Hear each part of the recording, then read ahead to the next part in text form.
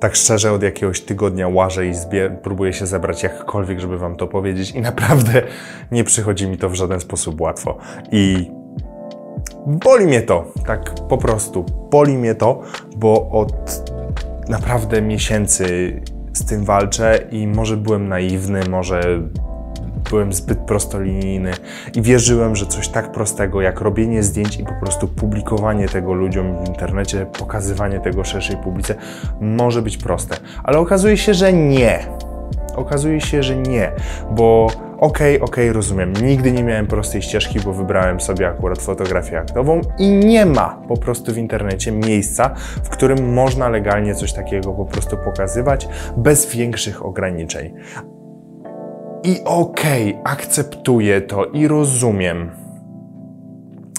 I nawet umiałem przeboleć i zaakceptować to, że są usuwane moje zdjęcia na przykład bardziej sensualne, są usuwane moje filmy, są usuwane moje backstage, są aktowe. Ale w momencie, w którym zaczęto usuwać moje zdjęcia stricte graficzne, zaczęło mnie to naprawdę boleć.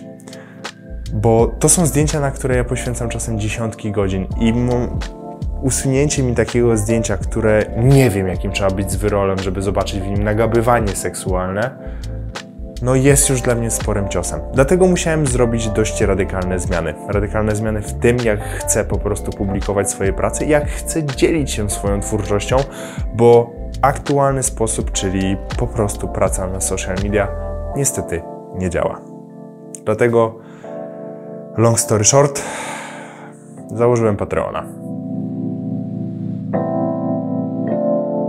Nie jest to dla mnie proste. Nie jest to dla mnie ani coś oczywistego, ani coś specjalnie, na co jakoś wybitnie czekałem.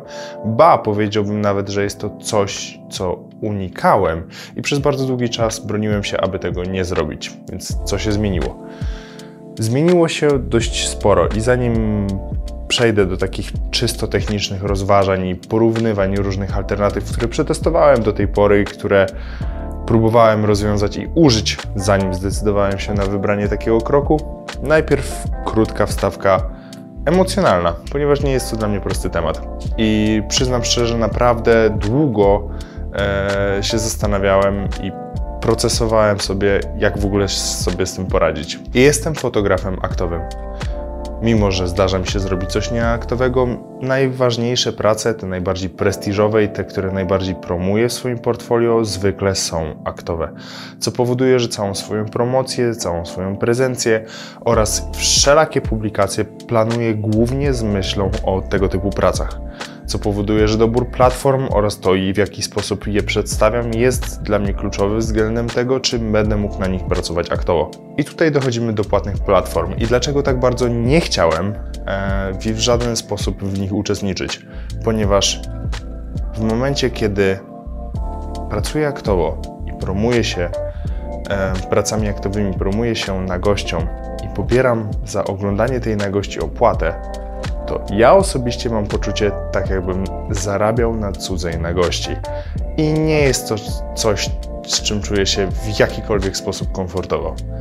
Dlatego zawsze chciałem, aby moje zdjęcia po prostu dla własnej, wiadomo, prezencji mnie i promocji mojej twórczości szły jak najszerzej, bez żadnych ograniczeń i bez płatnego dostępu. Hasło "Zobacz moje zdjęcia bez cenzury" zdecydowanie nie jest czymś, co chciałem przykleić do swoich zdjęć i uważam, że mam dużo więcej do zaoferowania w swojej twórczości niż tych dodatkowych kilka pikseli na miejscach intymnych.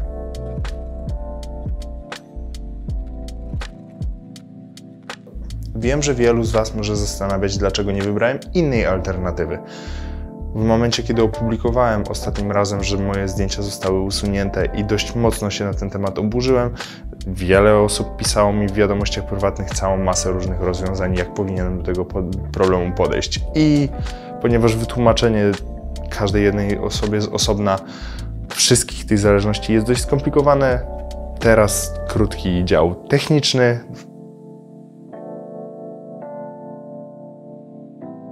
Ponieważ jest tych alternatyw trochę i przez parę ich przeszedłem, postaram się mówić w miarę sprawnie.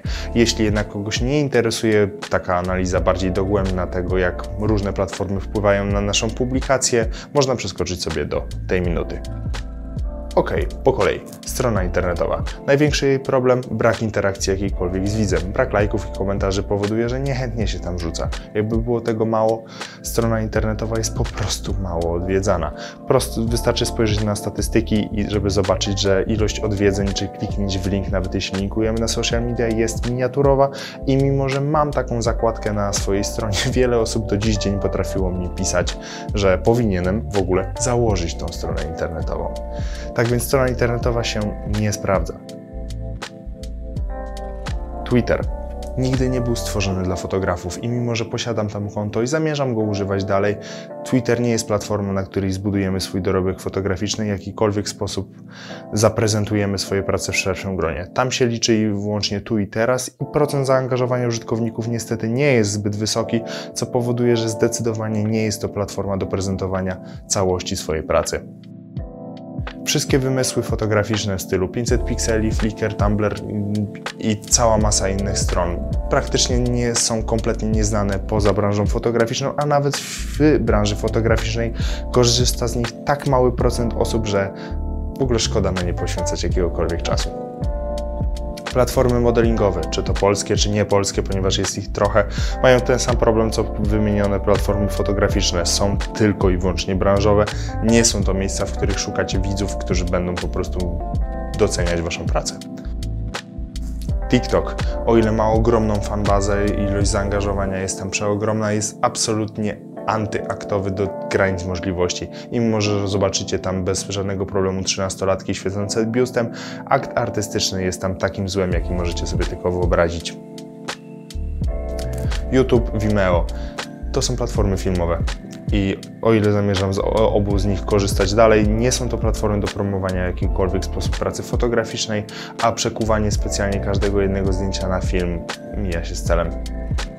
I w ten oto prosty sposób przechodzimy tak naprawdę już do platform płatnych.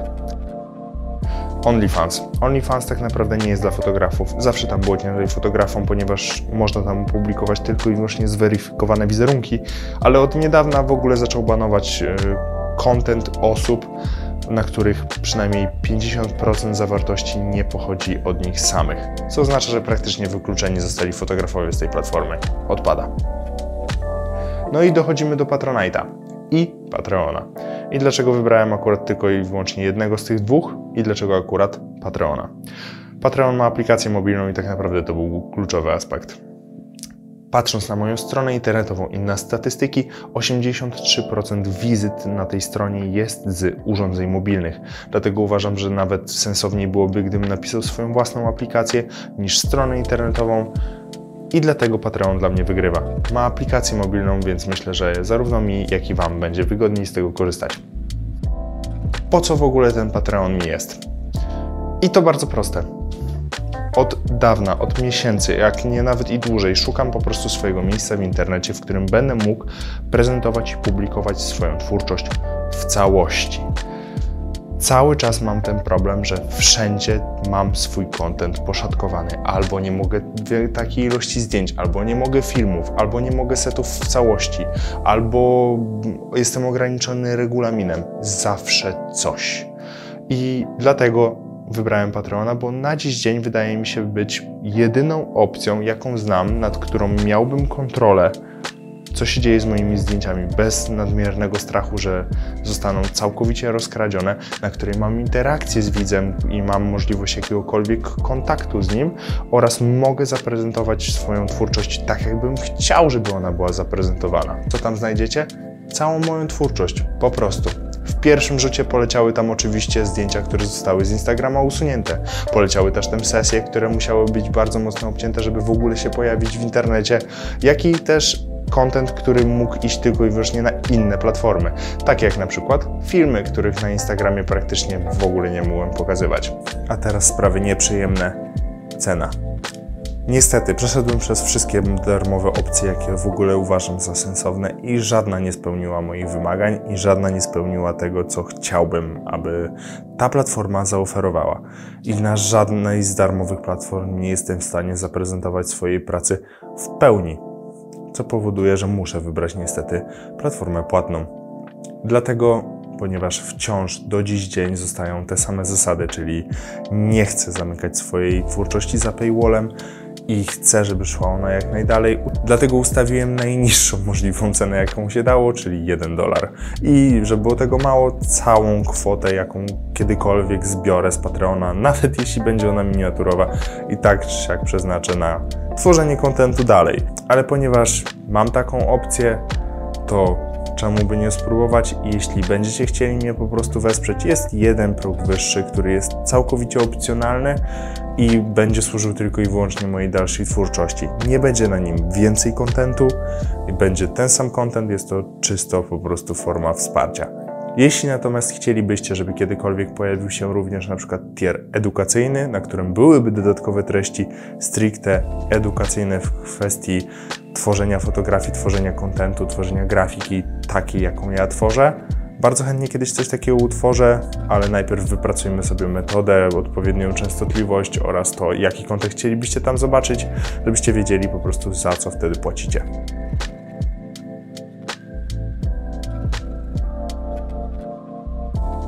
Z góry dziękuję absolutnie każdej jednej osobie, która zdecyduje się dołączyć, żeby po prostu pooglądać moją twórczość, bo wiem, że nawet ten $1 w dzisiejszym świecie subskrypcji i absolutnie abonamentów na wszystko, miliarda Netflixów i tym podobnych, jest upierdliwy.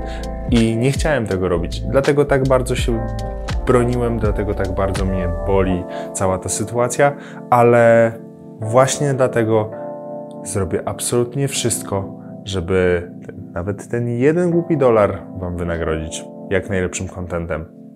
Dzięki. Tyle. Na razie. Zaraz lecę się położyć, bo kurde, nagrywam ten film przeziębiony, ale już po prostu nie mogłem usiedzieć i chciałem to wypuścić w światło. W ogóle już tam na Patreonie jest ponad 20 postów przygotowanych, które czekają, a ja przygotowuję następne. I się kurzą, to nie powinno się kurzyć. Lećcie, oglądajcie. Mam nadzieję, że wam się spodoba.